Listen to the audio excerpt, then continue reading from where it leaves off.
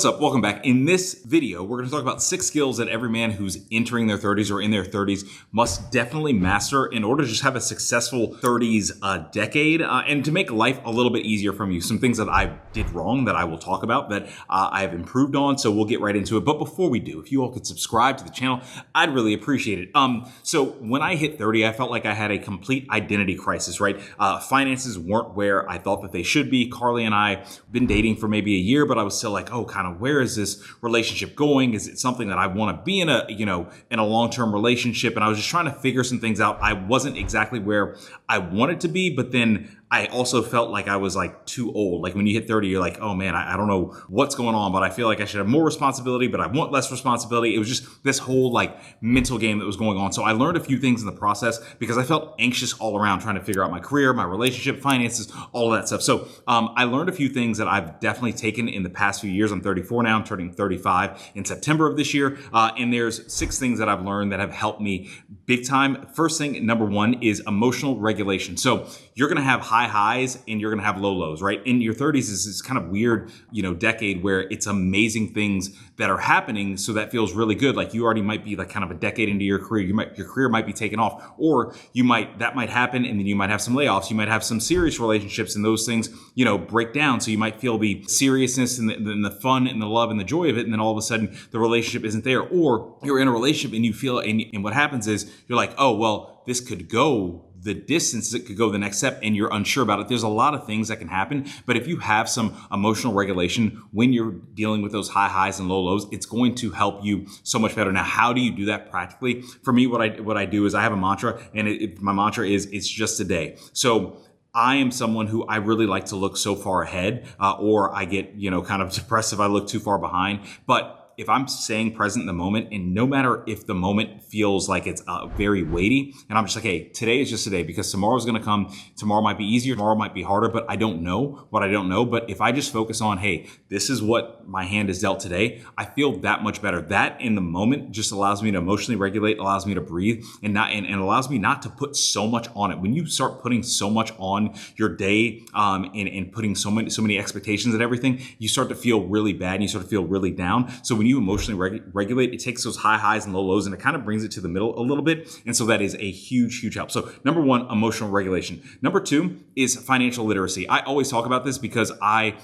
was not that smart in my late 20s with it. I won't say I wasn't that smart. I built a business and I was putting all of my money in that business, and I was taking money, basically took my 401k and I put it all in the business. And so I wasn't super smart about like the future planning and the things that I wanted to do. So if you know your income, you know how much you're spending, you have that kind of spreadsheet out, you have some projections of where you want to be, and making sure that you have a little bit of a nest egg, a little bit of emergency fund and planning, that is going to be a huge help, because when you're in your 30s, you're in your earning years, right? So you don't want to squander it, doing some of the same things that you might have done in your 20s. Like I know in my 20s, and especially early 20s, it was like, oh, okay, even if I had just a few bucks in my bank account, I'm like, oh, that's a few bucks. I can go out, I can, buy some drinks, I can have some dinners, I can go out on some dates. And even if like the bank account after that is like 0, I'm like, oh, it's fine. Like it is what it is. I was living very in the moment and I wasn't doing any sort of future planning. But when you're in your 30s, you typically have bigger responsibilities. And sometimes those bigger responsibilities, they require more finances to be able to execute on. So financial literacy is the second thing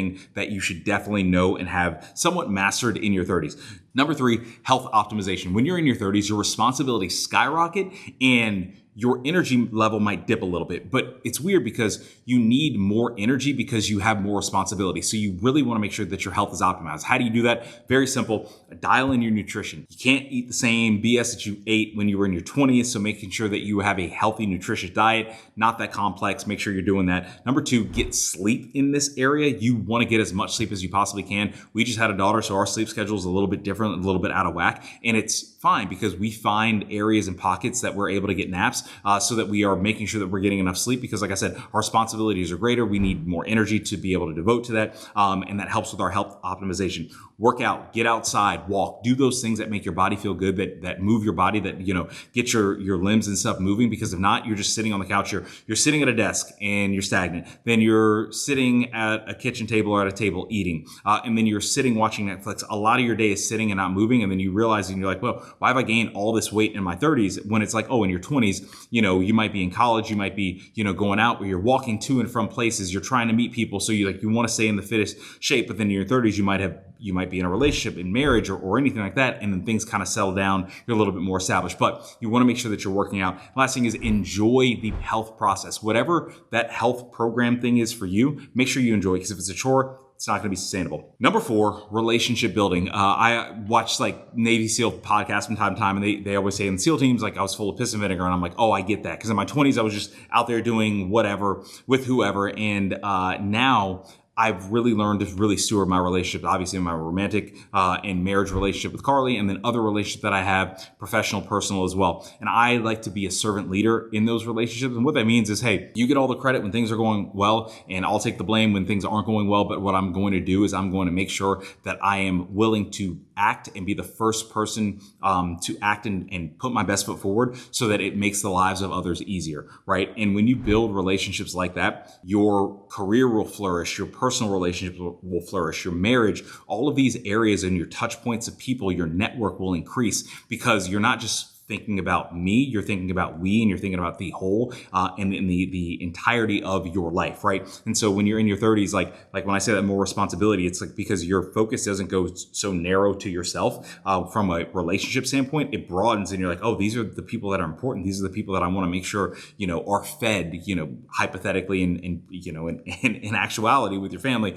So you want to make sure that you're focusing and being a servant leader. So building relationships and doing it the healthy way. Number 5, critical thinking. I always ask myself, why? Why do I want to do something? If it's something that I'm like, oh, it's just to post on social media so other people will think I'm, something I'm not, or something that I want to be, I'm like, this is a hard no, because now I want to make sure that my life is, I won't say easy. I love challenges. I love doing challenging things, but I want to make sure my life is intentional for something that in a direction that I want to build, and that we in my household want to build. And so asking yourself the question why, and thinking critically about the direction that you want to go in the next 10 years of your life is going to help you so much more, because I see this all the time. People don't ask themselves that question, and then they get in their mid-30s, they get in their 40s, and like, oh, I've climbed up this ladder to, and now I'm the pinnacle of this building, this mountain, and I'm like, oh, they don't even want to be here. And you all probably heard that cliche so many times. They don't want to be there, and it's because they didn't ask themselves why they were climbing, what they were climbing to. Is it something that was even important or valuable to them, right? So when you ask yourself these questions, you can realize like, oh, I'm on the wrong course, and I want to change my trajectory. Now I'm in a different path, and I'm going down a kind of a different lane, right? So when you ask yourself those questions, you get the right answers, and those answers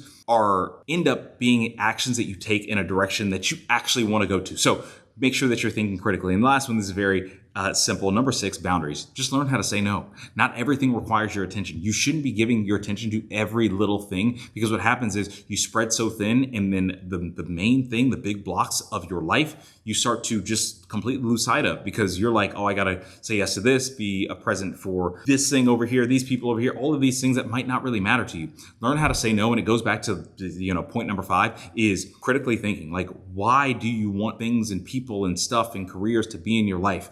And if the boundaries, and if it's not there for a purpose, learn how to say no, right? So these 6 things will definitely help you out. Again, number 1, emotional regulation. You're going to have high highs, low lows. You want to bring that to the middle and just realize, hey, some things, it's just a day. You don't have to worry about it. You don't have to stress too much. It's just a day. You're going to get through it. Number 2, financial literacy. Put some, like I said, I'm no financial advisor, but I have been broke in trying to figure it out, making sure that you're putting a little bit aside and have some sort of financial planning. Number 3, health optimization. As your responsibilities increase, you are going to need more energy. And when you hit your 30s, your energy might be declining a little bit. So you want to make sure that you're doing some sort of health optimization with your nutrition, sleep, and working out. Number 4, relationship building. Just be a better human and build relationships. Number 5, critical thinking, asking yourself why. And number 6, having boundaries, learning how to say no when it doesn't matter to you. So that's it. Appreciate you all watching this video, and I'll see you all in the next one. Peace.